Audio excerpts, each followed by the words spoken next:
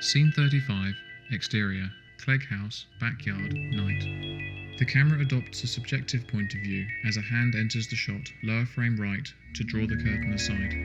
Revealed within, like lifting a veil of memory, is a flashback into Spider's childhood. The camera bears witness to events by positioning Spider twice within a frame, so that we see the same person simultaneously remember, observe, and manipulate his past. But Spider's memory of viewing, like all memories, does not always present a reliable version of the truth. What are you doing? Making something. Making something. Wait, the curtains are moving, so let them settle. You are in Spider's head when you're watching the movie. It's definitely a subjective film. It has scenes of adult Spider being in the same room as the young Spider in his memory. It's a very visual, cinematic way of delivering the effect of memory and how we return to it and how we live in it, but almost as an observer. And there are many wonderful connections with Freud and Freud's theories of memory and how we are observers to our own past as well as participants at the same time. Roll it. Rolling, very quietly. Action. You're so good with your hands. It's for you. For you. It's for you. But I think he's had a very close relationship with his mother, and as he grew up and became sexually aware of himself and then from there sexually aware of other people's sexuality, specifically his mother's, this is what started to turn him inside out. You know, the idea that he had this close, innocent relationship with his mother, then it has become corrupted. And this awareness of sexuality has been, as it were, the engine for his imagination. You ready then? Bradley, lean against that side for a second. Let me see what that looks like. That has a charm too. Miranda Richardson is two women, both of whom are to a large extent projections of a small boy who cannot really do other than see women as either angels or whores. Okay, actors acting.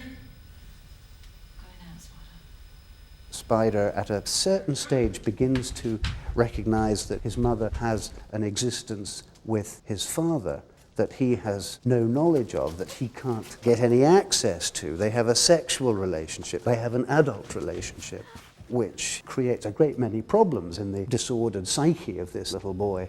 Cut. Walter, gate spick and spam! As a result, he begins to transform in his own eyes his mother from this perfect ministering angel into this great rampant, blousy hooker. He's been in an institution for most of his life, since he's been a boy of 10 or 11. And in that time, I think, what he's remembered has become embellished and expanded. Can you see him? Do you see him? Okay, we should put him where he can be seen. It's all rooted in something terrible. He's done something terrible. You're both murderers. And I think in order to not face that, he's had to create this other unhappy childhood to protect himself. He's the victim. Damn the setup. He's trying to repress something appalling that was done to his mother. But what was done to his mother isn't quite what Spider's created. Like that? Something like that? Can you do it? I mean, really, saying it, not like, but you know, like, really? Okay.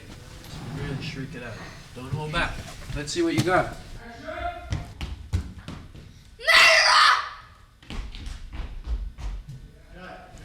All right, so John, if you can do me a favor, put that chair you try where it one, belongs.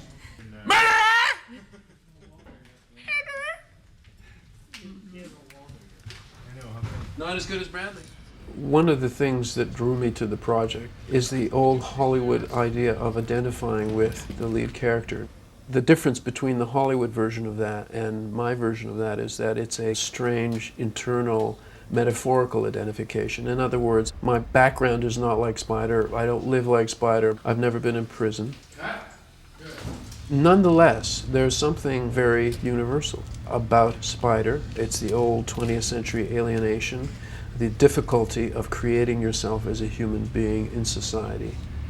To illuminate what is universal, you have to have a character often that pushes to extremes. All right, and roll it. Hey! It seems to me that Spider's experience is not unusual. One of the points one can make with a film like this is the suggestion that this could be any of us, that there is no moral responsibility or guilt associated with sort of spiraling out into psychotic territory in the way that Spider does. It is well within the realms of human experience that this sort of illness or disorder would take a perfectly ordinary childhood, as Spider has, and turn it into this nightmare world of paranoia and violence and twisted sexuality. Help me, someone! Please, for God's sake, help me! You did this! You did it, your mum! So we are not describing some fantastic scenario with some bizarre creature from some alien world here. We're talking about a human being who has had the appalling misfortune to become severely disturbed by a very common mental illness. Cut it.